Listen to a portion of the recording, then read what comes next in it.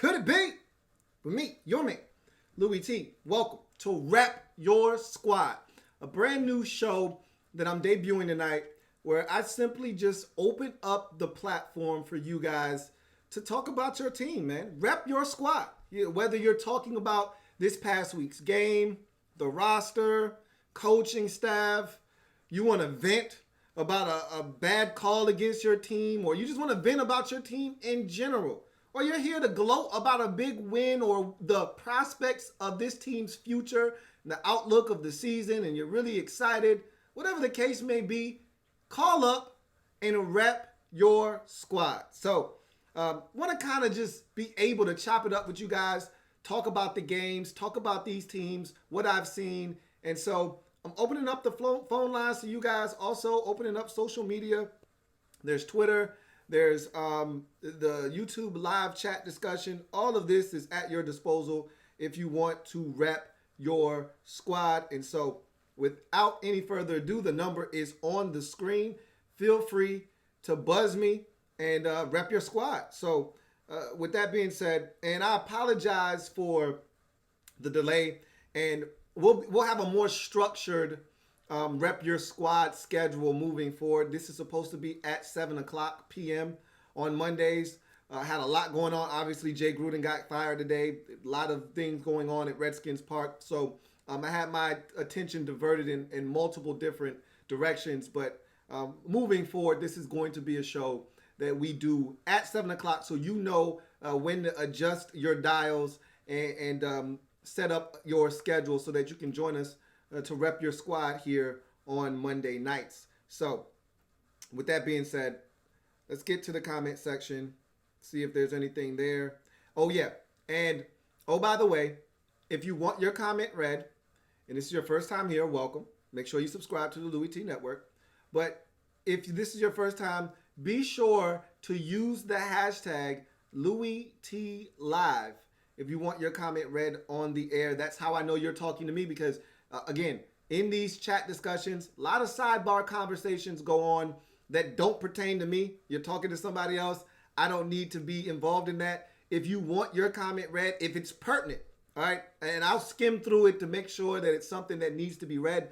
But if it's pertinent and it's something you want to be read on the air, use the hashtag LouisTLive to have your comment read on the air. So, without any further ado, let's get to the phone lines and to your comments. So, again, I will keep this open as long as you guys are active and participating. If there's no participation, then there's no purpose for this show. So, I'm going to give you guys an opportunity to get yourselves together. Again, I take the blame for the short notice because, again, schedule got really tight on me really fast. So I apologize for the short notice. You should have had this live stream up and you should have known that it was going to start at a specific time. Again, that's all on me. But in any event, got some comments, and so I'll read them. Eric Villa says, what do you think about my Texans so far?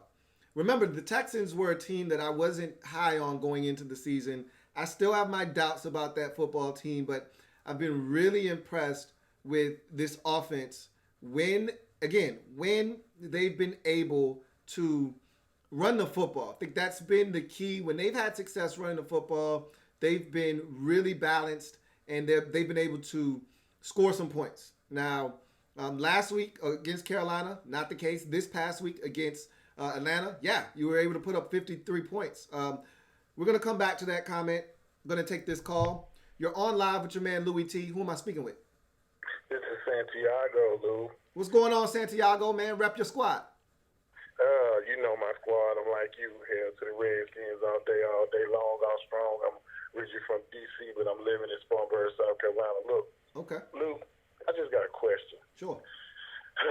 Do you think that it's going to ever become a time where we're able to say, okay, we're going to put away the, like you say all the time, put away the foolery and shenanigans, okay?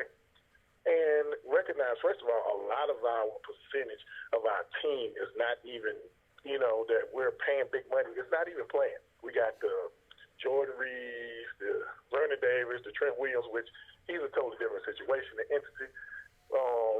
The Josh Normans, it's a whole lot that's going on. Lou, do you ever think for one moment that we will be able to get this anytime soon? What's your projection of the next coach that we're going to have so that way we can get stuff on the right track? So a lot of that I'm going to talk about tomorrow on the Redskins Night, Lou, so I don't want to give away too much as far as the coaching decisions that we think are going to be made and all of that stuff. But to answer your first question, I think it's going to be a while because, again, I think until Bruce Allen is out of the picture, and I just don't know when that's going to take place, I really don't know when this organization will be able to restore its once proud heritage. I mean, we used to be one of the best organizations in all of football. I know that was a long time ago. You're talking late 80s, early 90s when we were one of the staple foundations. We used to be the Patriots. That's the thing that people that aren't old enough to remember don't understand. We were the New England Patriots. We were the model franchise in football. I mean, and that's the sad, that's the hurtful part because, you know, I watch you and you, first of all, I want to say I love your work. I constantly stay on target with you. It's ironic because everything that you pretty much hint on or say, you stated that, okay, we was going to wind up getting Callahan. Mm-hmm. We got Callahan. Then you said that I don't know why for the life of me they will not put in Haskins and let this man, like you say, progress. I literally play football. I literally want to see this man progress. My father played football. He coached Vernon Davis up in Dunbar High School. Right. So do they really understand that they're holding this man back? Bill Callahan, I watched that interview today. Did you feel some kind of way watching that interview today, Louis? You know what? I didn't feel any type of way. I wasn't upset about anything he said other than the fact that they aren't going to play Dwayne right away. Now, he did say that they're going to make it a point of emphasis to make sure that he gets practice reps. So that was something Jay wasn't going out of his way to do. That's something Callahan says. It doesn't matter who's the starter. He's got to get reps. Now, he also said that there might be a time where this man is inactive, which I just can't get on board with. Like, he needs to be one play away from being in the game at all times, I feel. But then again, if everyone's gonna make a big deal out of this man getting in, not being prepared, and yada yada yada, if he gets in because of an injury, then I don't know. Maybe the best thing for him is to not be active if he's not going to start the game and get the reps throughout the course of the week. Bottom line is that's my biggest issue with everything that happened today. And again, I don't want to get into too much because, again, a lot of that we're going to get into tomorrow. But my biggest problem with everything that went on today is we're still at the same point we were at yesterday when Jay Gruden was the head coach. If you weren't going to start Haskins, which is the reason I wanted Jay gone, there was no other reason because we're not going to win, you know what I mean, just because we switch head coaches. There may be some philosophical differences. Like he said in the presser, he wants to run the ball. We haven't been able to run the ball. Jay Gruden could care less about running the football. I think that's going to be a little bit of a different philosophical approach.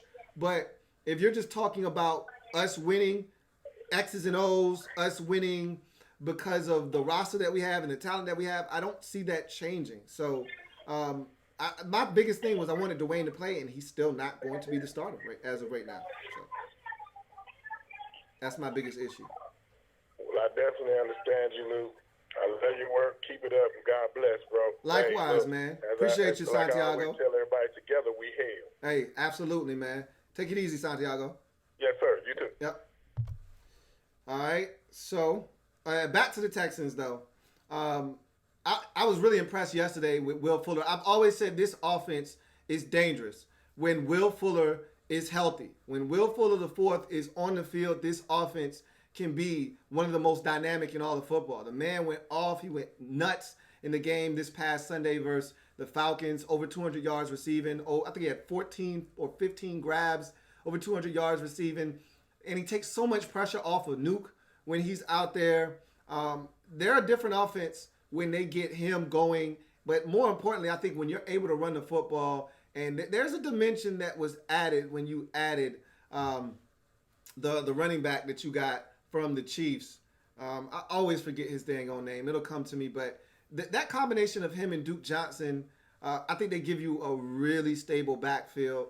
And I still got my doubts about this defense. They're not the same defense they once were. I've already said that. I didn't think they would be after the Jadeveon Clowney move. Now, I will say that Whitney Merciless just stepped back up. Like, he went back to like the 2015, 2016 Whitney Merciless that was, bagging double-digit quarterbacks, forcing fumbles, that kind of thing, being disruptive.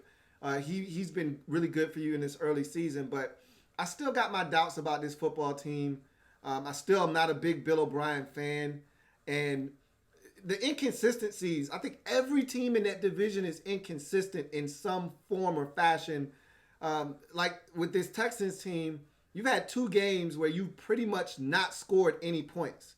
Granted, one was a family business affair against a really good defense in Jacksonville. The other was a tough, hard-fought game against Carolina. But there's a stark contrast between scoring 53 like you did this past week against Atlanta, who's got tissue paper defense, and Carolina, whose defense is good, but it's not the Carolina defense of 2013, 2014 that was stifling teams and holding them to 10 points. So the inconsistency with this team baffles me at times. I think this team has immense talent, and I'm anxious to see if they can just put it all together, because what I saw was a different level of Deshaun Watson throwing the football this past week. You still got issues up front along the offensive line, so that's another thing that I worry about with this team. But when I look at this team as a whole, I think they have all the pieces in place to be a dangerous team in the AFC, not just their division, but in the AFC conference as a whole. But I don't know if they're ready yet to compete with the Patriots and the Chiefs and those types of teams out in the AFC quite yet.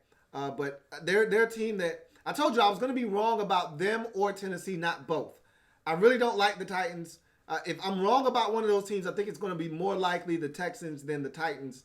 The Titans have proven to be who I thought they were going into the season, sitting at 2-3, but you at 3-2 haven't been overly impressive either. Despite scoring 30, you still gave up damn near 40 in the game. So it was one of those games where you felt like they were destroying the Falcons, but yet the Falcons were always within a touchdown and a 2-point conversion of tying the game. It just felt like they were always right there. So whether it was 33-25 or it was 40-32 before you ran away and hid at the very end, you're still not where you once were as a defense. That's the thing that probably worries me on that side, is that you're just giving up too many big plays. You're giving up too many drives. There's too many penalties. You're just inconsistent on that side of the football. And conversely, you still have some issues along that offensive line that scare me a bit, with Watson having to run around and try to create. And when you get against teams that can get after the quarterback, the problem with the Falcons was they just didn't have a consistent pass rush, whereas the Jacksonville Jaguars did, and so did the Panthers. And those were 2 teams that really gave you fits this season scoring-wise. So if your issues along the offensive line continue, I think that's something that's going to hamper this football team. But I do like this team a lot more so than I thought I was going to coming into the season. Let's see. Drift Rifter says, Falcons fan here to rep alcoholism. Hey, don't do that, man. Don't do it. Put the bottle down, man. He says, do you think Dan Quinn and the scheming is the problem? I love Dan Quinn, man, but it seems like his message is going stale in Atlanta. I've always been a fan of Dan Quinn's methodology, but I just don't like the fact that the Falcons are willing to trade. Because there's a fine line you walk in this league when you decide that you're going to trade girth for speed. You don't have the size necessary to be a run-stopping defense. Teams can run on you, and then if they can run, that sets up the play pass down the field. And I think that's the biggest problem I see with the Falcons, is that teams have a two-way go against this defense. We used to always laud and praise them for their physicality and their speed on defense. But with that speed comes being light in the pants. and teams are able to move you off the spot, create new lines of scrimmages, and throw the football. I mean, when you look at the Titans game a couple of weeks ago, the middle of the football field was so wide open. Why? Because you had to commit extra guys to the run. You had to be over aggressive to stop the run. And Mariota had a field day against you. There was too many open receivers down the football field. You look at this past week's game versus the Texans. Again, they were able to establish the run early and often in that football game. It forced you to have to be aggressive in trying to stop the run. What did that do? Put you in one-on-one situations down the field. There's bad communication in that secondary. I can't tell you how many times the Texans ran crossing routes, deep crossers down the field, and guys just weren't in communication, and they weren't running those, they weren't passing those routes off correctly. And again, one-on-one with these guys that can run, it's trouble. I do not love the scheme that Dan Quinn is employing right now, but it's who he is. There's no turning back. It's what he's always been as a defensive-minded guy, and I think you're at the point of no return with Dan Quinn, and unfortunately, I think his time is going to be up sooner rather than later in Atlanta. They're probably one of the most disappointing teams this season, and my sister's a Falcons fan, as I've told you many a times, and she's been super disappointed this year. She was expecting big things, and I don't know if I've ever seen her as mad as I've seen her this year, other than the Super Bowl, obviously. But she was more disappointed in the Super Bowl. She's been pissed this season, starting with Week 1 versus Minnesota, which I told her, I said, you're not going to win that game. She wasn't trying to hear it. But I think the Colts game is when she started to really realize we're just not as good as I thought we were going to be, and it just hasn't gotten any better over the past couple of weeks.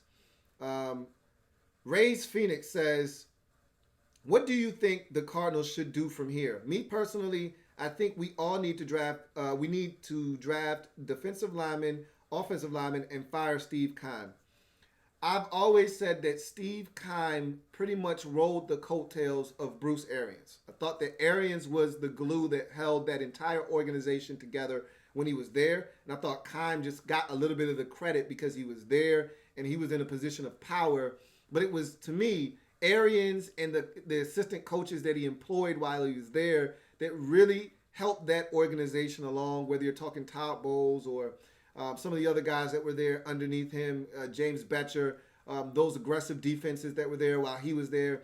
And most importantly, while he was there, the offense was really effective. And I'm not a Steve Keim guy, never have been. I didn't love and it may turn out to be the right decision, but I don't love drafting a quarterback, giving him starts in a dysfunctional situation, and then moving on from him just a year later. I think Steve Keim is in over his head. He hasn't represented the organization well. He's had some off-the-field transgressions. But that's nor here nor there. The bottom line is, I agree with you that this team needs to shore up their fronts. When you look at this football team, I watched Joe Mixon. The Bengals have nothing on offense right now. It's literally Joe Mixon and one wide receiver, and that's pretty much all they have in Cincinnati right now. It's Tyler Boyd at receiver and Joe Mixon, especially with John Ross being out with the injury now. So no A.J. Green, no John Ross. It's just Tyler Boyd at receiver and Joe Mixon at running back, and yet they were able to run the football very effectively against you throughout the course of this game. Now, you were able to bend but not break and force them to kick field goals, but you gave it up late in the ball game. But I'm with you. You need to be able to apply more pressure on the quarterback, be a little bit more stout against the run. So defensive line help definitely is paramount. You're going to get better here shortly when you get Patrick Peterson back at the cornerback position, and I think that's going to help your secondary immensely. And maybe it'll change the way you're able to get pressure. Maybe quarterbacks will have to hold on to the football a little bit longer and give the pressure a little time to hit home.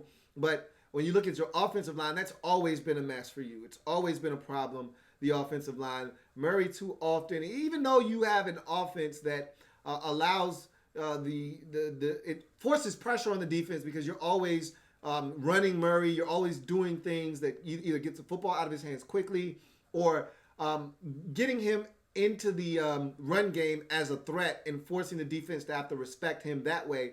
But still, if you want to drop back consistently, your offensive line has been a source of frustration through the years. It's not just this year. It's been an issue, and it continues to be. And I think you do need to start investing the resources along your offensive line. And you've tried. It's not like you've tried. You haven't tried. You know, Humphreys was a first-round pick a few years ago. It just hasn't panned out for you. So You got to go back to the drawing board, figure out what you need to do to make this team better. I like a lot of the guys you have drafted, and I think if they continue to develop, there's talent on this football team, but you have to continue to develop in the trenches. I agree with you. And you also have to figure out what direction you want to go in. Is your new head coach the future in Arizona? I was a huge fan of you guys giving him an opportunity. I thought he married up well with Kyler Murray. And I think that looking at this team, you get your first win. Let's see if this can kind of snowball into a little bit of confidence for this team, because you've been in ball games. You've been close. You just haven't been able to seal the deal and win ball games. Now you got a win under your belt. Let's see if this can't continue to build in the confidence for this team moving forward. Gregory Lightbody says, who would you like Mike Tomlin? Would I like Mike Tomlin as our new head coach? I wouldn't mind it, but he's actually a coach right now in the league. So I don't really like talking about guys that have a job, and I don't foresee Tomlin getting fired because Ben Roethlisberger got injured. It's not like they're 1-4 with Roethlisberger in the lineup. They're 1-4, and they're on their third string quarterback right now. So I don't even know why Mike Tomlin even has come up. I know the ESPN report talked about Tomlin being a guy that Dan Snyder wants. What makes you think Mike Tomlin wants to work for the Redskins organization? If he left Pittsburgh, he would literally be going from one of the most stable organizations, if not the most stable organization in all of football, to the most dysfunctional organization. He wants no part of this organization. Andrew Kim says, what's up, Lou? I can't believe the Ravens offense is carrying this team instead of the defense. The loss of Jefferson sucks. Hopefully the defense can be just average at the very least. I couldn't agree with you more, but I knew that the defense wasn't going to be the catalyst this year. You lost too much on defense. Losing Zadarius Smith, I don't think Ravens fans understood how good of a football player he was for you. This guy's been exceptional in Green Bay, but I don't think you guys gave him enough credit in Baltimore. You lose Terrell Suggs, who was an emotional leader more so than a productive player. He can still get after the quarterback on third downs. I've seen him have some quality rushes in Arizona, but he was an emotional leader. You lose Eric Weddle, another guy that was a leader in that secondary. And you lose C.J. Mosley. That was a big part of your defense. So this defense lost a lot of pieces. You're relying on a lot of younger guys, and then you bring back an older veteran in Pernell McPhee. It's just a mixed match defense that right now seems to not be on the same page. Now you lose Tony Jefferson to most likely a torn ACL and potentially LCL, maybe even an MCL. It's a pretty tough injury for one of the guys that was one of the heart and souls of your defense. But let's be frank here. Your defense was going to take a massive step back because of all the pieces that you lost. This is a defense that looks nothing like they did a season ago. I expected this offense to be good, but much like you, I didn't expect them to have to carry the load. Now, Marlon Humphrey made a big play yesterday. You know, that forced fumble in overtime to get you in a position, and Josh Bynes making the interception to set you up for another scoring opportunity. Those were big plays in the game. You needed every single one of them, because without those plays, you probably lose that football game. So the defense stepped up, made some big plays, but they're still leaking oil on that side of the football. Lamar Jackson, I thought he made some mistakes yesterday, especially that pick right before half. That can't happen. You know, the other picks, you know, the one off the shoulder, you know, that's in traffic. You'd like him to not throw it into, you know, double and triple coverage, but that was a catchable football. The other one was a 50-50 ball down the field. It is what it is. It's a great play. I actually thought it hit the ground, that pick by Devin Bush, but nonetheless, the one before halftime is the one I had a problem with. That was the pick where you just can't have that. You know, at that point, you're right before halftime. You're deep in your own territory. That's a no-no. Can't have that interception happen there. But at the end of the day, I'm with you. I didn't expect this offense to be carrying the load. I thought the defense would be average at best. At points this season, they've been subpar, especially that Browns game. I mean, they couldn't get a stop to save their life. They couldn't stop a nosebleed in that game. And at times against a third-string quarterback, they were moving the football. So this defense is really frustrating right now. But with the offense running the football and moving the football as effectively as they're doing it, they've got to eliminate the turnovers. They can't have the type of turnovers that they had in this game and expect to win moving forward. Because if the Steelers had Mason Rudolph that entire game, I think you lose this football game. But in any event, I think your team has a shot. I thought you could win yesterday. You did.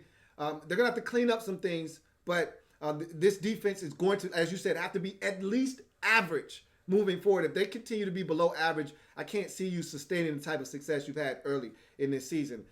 Got a call. Gonna go ahead and take it. You're on live with your man Louis T. Who am I speaking with? Louis, baby, it's Dan. What's going on, Dan? Man, rep your squad. Los Angeles Rams fan. Talk to me, man. All right, so let me ask you this: what do you think the issue with the Rams has been the last 2 weeks, in your opinion? Just out of curiosity, of course. So I start because everyone's jumping on this Rams offense, and I think the problem is not the offense. Yes, they aren't as sharp as they were. And we had this discussion on Thursday after the loss to the Seahawks. Everyone's killing Jared Goff and all this offense isn't what they once were. Gurley isn't as involved, yada, yada, yada. And I understand all of that. Well, I'm sorry, you're cutting out. Sorry. Can you hear me? I think I might have lost Dan. Like, You good? You good? you're cutting out on me here. Can you hear me? Yeah, you're going in and out. Oh, am I going in and out too? Yeah. Can you hear me good? Better. All right. So we had the discussion on the Thursday night. Yeah, I couldn't watch the discussion after that game. Yeah. Oh, I understand, man. It's do it. emotional. Couldn't Yeah. do it. That was tough. I mean, you literally had a walk-off field goal with a guy that you trust to get the job done, and he didn't. That's a tough And, bit of I was pill to reading a swallow. lot of people were saying that they felt worse after that loss than the Super Bowl. Whew, I don't know about that one. I mean, you know why? I think Yeah, I don't know about that either, but yeah. some fans were saying that. But you know why though? Because the Super Bowl, you never really felt like you were winning that game, like you were going to win. Yeah. That one, you felt like it was right there for the taking, and literally, you're a Greg the Leg walk-off field goal from winning the football game. I know. So that one, that's crushing. That one stings when you feel like the that's the worst way to lose a Yeah. game is on a Absolutely. last-second field goal. But in any event, so as I was saying, what I was talking about was a lot of people have been putting a lot of the blame on the offense. Jared Goff isn't playing the type of football that he was last year. Gurley isn't carrying the load. He isn't the same back. The tendonitis is an issue, yada, yada. But to me, the issue really isn't the offense. No, they're not as sharp as they were last year. No, they don't have it on tilt last year like they did. But I think it's the defense is the real issue. Absolutely. The defense, and you know what's crazy? They're missing Ndamukong Suh in the middle of that defense. Teams are just running all over them. But you know what's actually funny is that the first couple of weeks, I was having discussions with Rams fans, and they were saying, "Man, this defense has been really impressive." You know? Yeah, no, they did look good the first 3 weeks Yes. or so. Maybe it was the competition they were playing against, or I don't know what it was, but they definitely looked better than they've looked the last 2 weeks.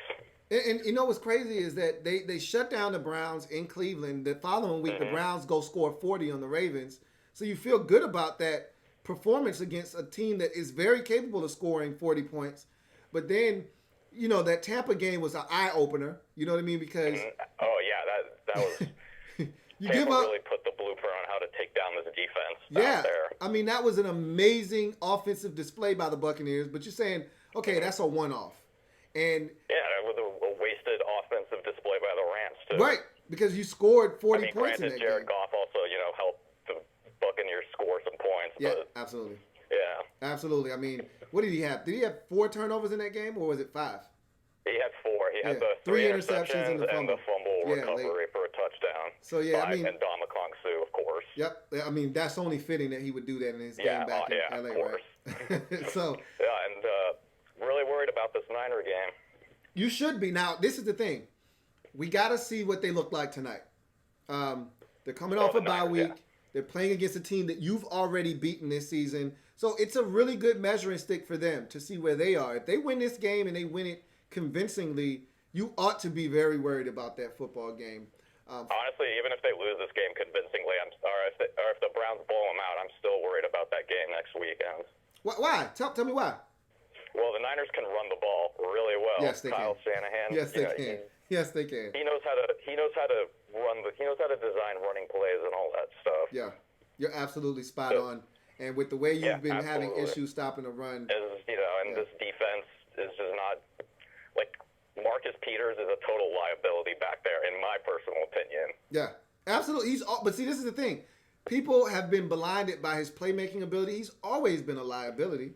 He's a guy that likes to take risks. He will, like against the Buccaneers, he had that pick six that kept us in the game, right. But he also was getting burned by Chris Godwin the entire day. Yep. And then he gave up the and I think he thought he had safety help, but he gave up the deep ball to Mike Evans where he walked in the end zone as well. So hey, you know what? Your Redskins could have him, and we'll take Trent Williams. Hey, look, man, I'm good. We don't need any more guys that lack top end speed, that think they're really good but aren't as good as they think they are. We already got one of those guys in DC right now. I am totally fine there, but I appreciate the gesture and the offer, though. The offer is always on the table. I know it is. Trust me, I know it is. Hey, Don, man, I appreciate you calling in, man, and repping your squad. Dan. Oh, excuse me, Dan. Sorry about that. All right, I'll be calling again soon, bud. Well, we'll be doing this every week, man, so I look forward to talking to you, Dan. Oh, nice. All right. Have a good We'll one, man. Keep tabs on this league together. Yeah, absolutely. All right. Take care, buddy. Likewise. So, it's amazing with the Rams how they've really struggled to stop the run. And again, I just talked about this with the Texans, when you fail to stop the run consistently, or I talked about this with the Falcons, excuse me. When you fail to stop the run consistently, it opens up play action fake and shots down the football field. And that's what's been happening to the Rams this season, as we saw against Seattle and obviously against Tampa Bay in week number 5. Back to the comment section, though. Let's see. 20 Thompson says, hey, man, enjoy your work. I'm a Redskins fan. Have you heard anything about the Steelers moving on from Mike Tomlin? Could we be in the mix? Appreciate your time. No, I haven't heard anything about again, this is why I said I don't know where this is coming from, because I don't think the Steelers are moving on from Mike Tomlin. I don't. Until it actually happens, I can't see them moving on from him because, again, of the circumstances that surrounding the team. Now, maybe, remember, there was talk about him potentially being moved on from last year. I thought that was all hearsay. I never had anything that led me to believe that he was a guy that was on the hot seat potentially. But this 1-4 start has a lot of people buzzing and talking. Again, what is the man supposed to do without Ben Roethlisberger? Now he's down to his third-string quarterback. What is he really supposed to do right now? I mean, they traded away their backup quarterback to Jacksonville. And so where are they supposed to turn? I mean, literally, they had a guy that was a undrafted rookie playing for them in this football game. I mean, what is he supposed to do? So I don't know if he's getting fired or not. Again, and I already mentioned that, why would Mike Tomlin want to coach in Washington? Vincent Coe says, feel like the Seahawks defense is only going to get better, especially Jaron Reed is coming back soon. I worried that their defense was going to cost us game before the season. That was probably before you traded for Jadeveon Clowney. Once you traded for Clowney and all of a sudden now you got Ziggy Ansah back in the mix, it just changes the whole complexity of your defense. And like you said, you're doing all of this without Jaron Reed right now. You're only going to get better defensively. And I told you, I really think that this secondary is on the come. Like, I feel like they're getting so much better. They're getting more and more confidence. And when that front starts hitting home more consistently, which I think once Jaron Reed comes back, they will, it's only going to make that secondary that much more stout. So I really like your defense right now. I really do. Ali Side says, how do you feel about the Raiders, Lou? I got like 10 heart attacks last game, shaking my head, but we got to keep running the rock with Jacobs. Hey, I've been thoroughly impressed with the Raiders this season. You know, I didn't see the win on the road versus the Colts. I definitely didn't see you beating the Bears last week, even though with them having a backup quarterback in the game, I thought that, and you know, a lot of people think that he's a better option than Mitchell Trubisky, which I vehemently disagree with. I like him. I don't love him, but him being their backup quarterback, Chase Daniel. But I was so impressed. And really, if you watch that football game, you guys should have won that game going away. That should have been a blowout. You got the fumble on the one by Trevor Davis, which that can't happen. And then you got the interception that kept them in the ball game as well. Like, this is a game that you thoroughly dominated. And if not for turnovers, they're not even close in this game. Like, you really kept them in the ball game. or else this is a blowout. So I was actually impressed with you guys. As you mentioned, Jacobs has been a revelation for you. We knew he was good at Alabama. We said he was the best running back in the draft. He's proving it. He's been exceptional for you, outstanding even. And he's allowed John Gruden to do what it is he wants to do, which is run the football and then go play action fake off of it. Trevor Davis has been a nice acquisition for you. You've been able to do some gadget things with him, run the football with him, get him out in space. And you did all of this without your best receiver this week in Williams. So that's got to be a really positive sign for you to go out there to London, win the ball game without your best receiver. And I thought it was a really, really good performance. And now, it's amazing. 2 weeks ago, thought this Raiders team was trending in the wrong direction at 1-2. 2 weeks later, now you're 3-2, and we're singing a totally different tune. And you're right there in the mix. I mean, the Chiefs are 4-1. The Chargers are now 2-3 on the season. The Broncos are 1-4. You're in second place. You're one game out of first in that division, and you're literally 1 quarter away from being in first place. You had a nightmarish second quarter versus the Chiefs in which they scored all 28 of their points. You had a hell of a first quarter where you jumped out to a 10-0 lead. You're literally 1 quarter of bad football away from being in first place in your division. You've played outstanding football this year, and I think you've exceeded expectations from a lot of people, including myself. And I told you before the season started, there's a lot of talent on this team. I just didn't think it was going to gel and mesh together as quickly as it had. And then even after week 1, I wasn't sold because I said, this is an offense that's going to primarily rely too heavily on 2 guys in the pass game, in your tight end and Waller and Williams at receiver. And I said, because you're going to rely too heavily on those guys, teams are going to take them away and force you to beat them with Hunter Renfrow and all these other receivers that you have. And now Keelan Dawson's back in the mix. And I said, you're just not going to be able to beat teams consistently when they take away your best options. Well, you've been able to run the football, and you've been able to implement guys like Trevor Davis. And now I told everybody about the LSU tight end, and I told you how good he was going to be, and I wanted him.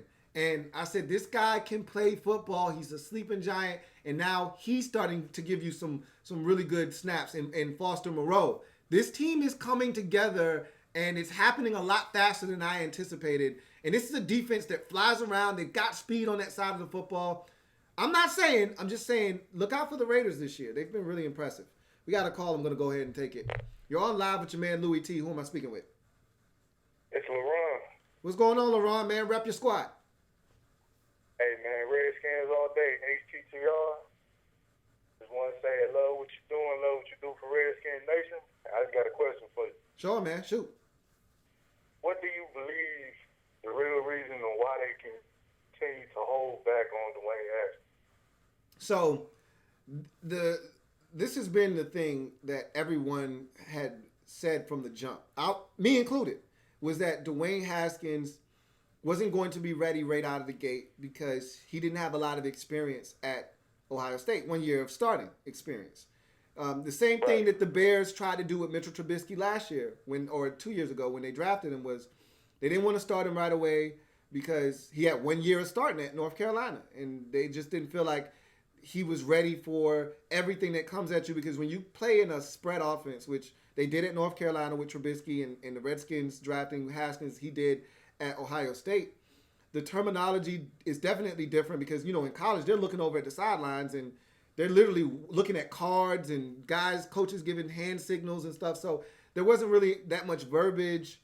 They weren't running a pro-style offense. He wasn't ever really under center. So it was a lot of things that he had to get his footwork together. There's a lot of things that, you take into consideration. But here's my thing. If you want this man, and this is what I've said all along, and you ask me why I think they're not looking to play him, I think it's because of the other guys in the locker room, to be honest with you. I think they want to give the other 52 guys in the locker room a chance to be competitive. I think once they feel like the season is, like, as fans, you look at 0-5 and it's over. Like, but you can't tell your players that it's over in the locker room and you still got 11 weeks of football left. You still want guys coming to work feeling like they got a shot every single week. So players know when they've got the best guy in there that gives them a chance to win. And if you put Dwayne Haskins in, you could risk losing the locker room because they feel like he's not the best option at quarterback. Colt gives us a better chance. He knows the offense. Case gives us a better chance. He's a veteran. He knows the offense. Dwayne's got a long way to go, and you got a number of veterans in that locker room that are like, look, man, I'm not here for the rebuild. Even though, we 0-5, bro. What you mean you're not here for the rebuild? This is a rebuild. So that's where the disconnect comes, is that you got 52 other guys in the locker room that want to win, and the coaching staff, they're loyal to those other 52 guys versus just being loyal to one guy. And so in their mind, the best thing to do is to play the guy that gives you the best chance to win. Like in New York with Daniel Jones, he gives them the best chance to win. Like Eli Manning isn't the best option anymore. It's Daniel Jones. You look at our situation, our best chance to win isn't Dwayne Haskins. Everyone knows that. But my thing is, I'm not about winning and losing anymore. I'm about developing. But that's not where they are right now. They're still trying to convince the other guys in the locker room that they're trying to win. And the only way you can do that is by playing the best players, and Dwayne isn't one of those guys right now. Definitely appreciate the answer, man. Keep doing what you're doing. HTTR. Hey, no doubt, man. Be easy. All right, man. Take care. So, let's see if we can get through a few more of these. I don't want to spill over into Monday Night Football, so I don't want to hold you guys too much longer. Colts fan says, are the Niners a top 10 defense as of right now? They're getting there. I'm reluctant to put them there yet. When you look around the league, there are some really stout defenses, but they're right there, man. If they're not top 10, they're hovering right around it. A really, really solid performance tonight, I think, would catapult them into that top 10 for sure, maybe even top 7. They're really good on defense.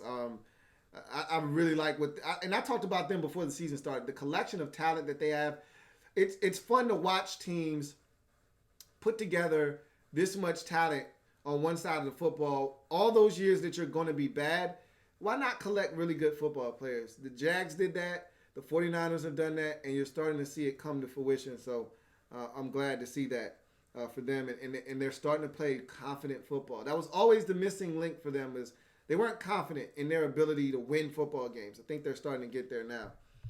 You're all live with your man, Louis T. Who am I speaking with? Hello? Hello? You're on live with your man, Louis T. Who am I speaking with? What's going on, Louis? JP. What's up, JP?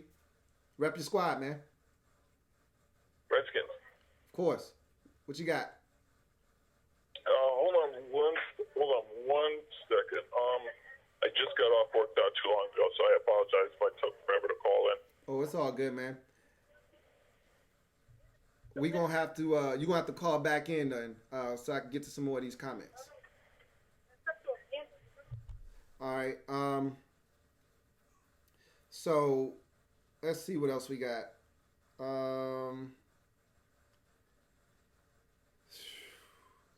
Let's see. Colts fan also says, Lou, I'm very intrigued by the Niners as a whole. I think they have a legit chance of winning 10 games looking at their schedule. You know I don't like playing the schedule game. They got to still go out and win games. They're a young team that's still trying to figure out how to win games. It's good that they gotten off to this 3-0 start, but their schedule hasn't been the toughest either. They've had some really cake games. Obviously, Cincinnati is a winless team.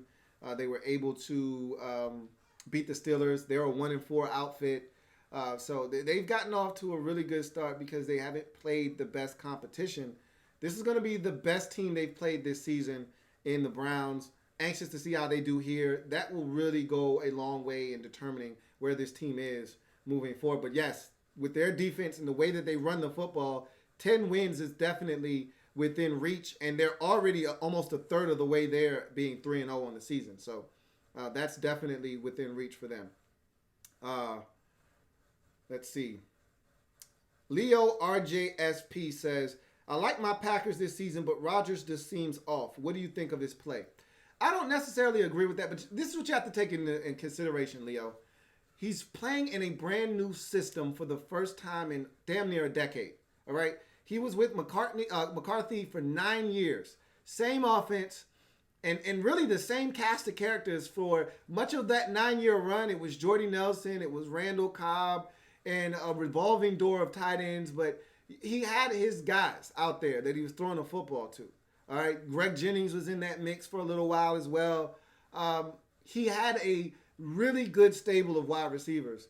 He's got young guys he's relying on, and remember, there was no Devontae Adams at the end of the Eagles game, and there was no Devontae Adams this past week versus the Dallas Cowboys. There's a lot of Valdez Scantling going on right now, and I like him a lot. But there's been a number of revolving doors and moving parts to this Packers season. And you can tell he's still trying to figure out Matt LaFleur. They're trying to feel each other out. There was a little bit of an exchange with them on the sidelines yesterday when there was a little bit of a miscommunication in that Dallas game. This defense has been really good. I think the key, though, is getting Aaron Jones going. I thought yesterday was a big game for him. That's the guy that we thought he could be last year, and even the year before that. He's had some issues off the field. He's had some injury concerns. But when he's healthy, he's that kind of guy. I've always said that about Aaron Jones coming out of UTEP. This guy's got talent. He was exceptional yesterday versus the Cowboys. You're going to need that moving forward. The defense has been good. They're not great, though. Let's not confuse this Packers defense for the Packers defenses of the mid-90s that was suffocating with Reggie White. That's not what this group is. They gave up plays yesterday to the Cowboys, and really, if not for the turnovers, the bevy of turnovers that they've been forcing this season, they're not sitting here at 4-1 on the season. You forced a bunch of turnovers versus Minnesota. That's how you were able to hang on and win that football game. You forced a bunch of turnovers yesterday. That's how you were able to hang on and win that football game. You've been able to force a ton of turnovers this season, something you weren't able to do in past years. And that's a good thing. You know, turnovers are the great equalizer, but I feel like you still need to be a little bit more consistent on that side of football. My biggest thing is I didn't think you could stop the run. You actually weren't that bad yesterday versus the Cowboys. I thought they were going to run the football all over you because I watched the Eagles running on you. I watched the Vikings run it all over you. I know you can be run on.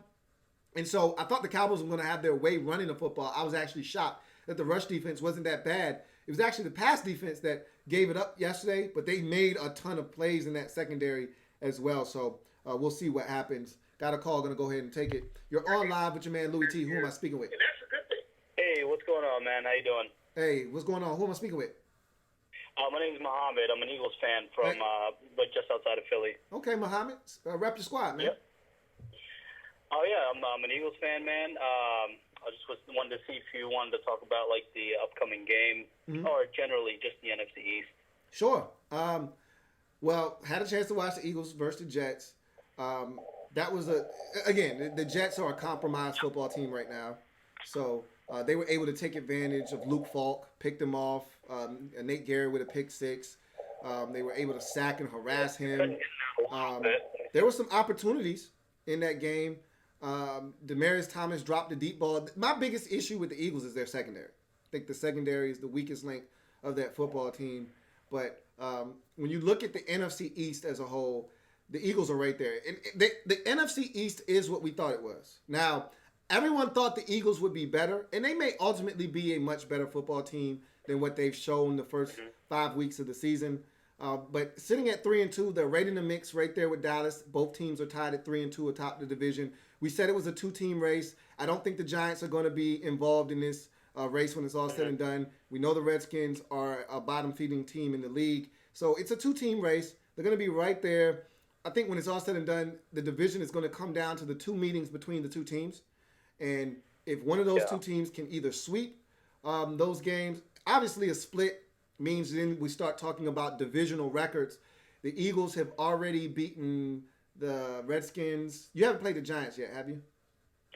No, I have not played the Giants at all yet, actually. So the Cowboys are already, I think they beat the Redskins, they've beaten the Giants. So they're already 2-0 in the division. You're just 1-0 because you beat the Redskins. So obviously you're going to have to take care of business versus the Giants and the Redskins. You're going to have to sweep both of those teams if you want to win the division. Yeah, I mean, sweeping generally, those two teams, I'm not too worried about. The Giants are giving me a little bit to think about. But other than that, I mean, I feel like the Cowboys kind of showed who they are. I'm not so sure they're they might get in as a wild card. But as far as the Eagles are concerned, their secondary is terrible. Yeah. We signed this guy named Orlando Scandrick last week off the street. Like that's part of our secondary. Right. So I feel like if we can get guys back, the Eagles could probably make a run down the stretch here. But the Cowboys, they're Jekyll and Hyde. I don't know what team we're going to face in Week 7. Yeah. When I look at the way this Eagles team is set up, if they can start getting more pressure on the quarterback, I think that's the key, because that will take pressure off the secondary. Yeah.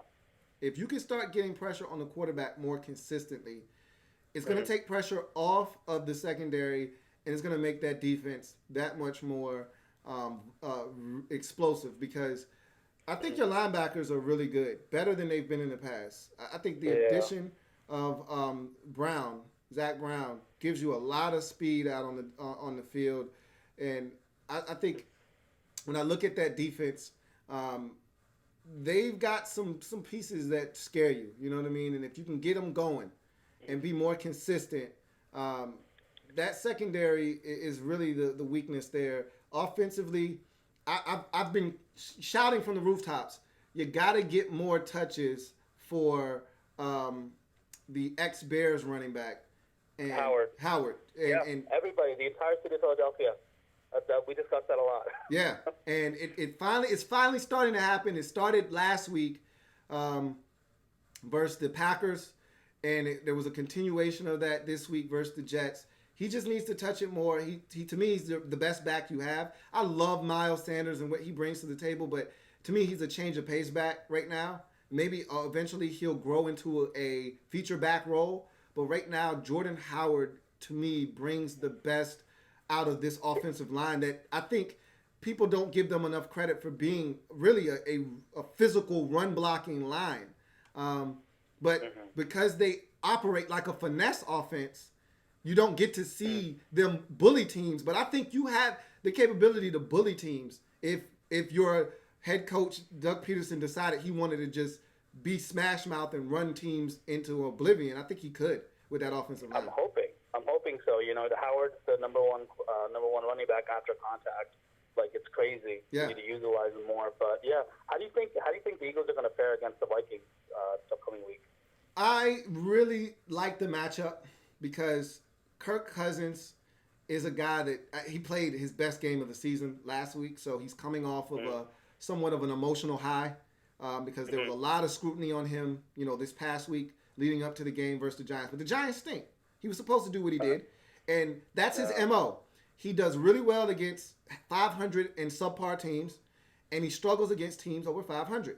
If the Eagles are able to apply any pressure to Kirk Cousins, he's going to fold. So I like the matchup. Now, here's the thing. The Eagles have done a good job of stopping the run this season. If they can stop the run, they're going to win the football game. I guarantee it. If they don't turn it over, because scares me, but Dalvin Cook right now, down, Dalvin Cook right now is on pace to be the NFL rushing leader this season.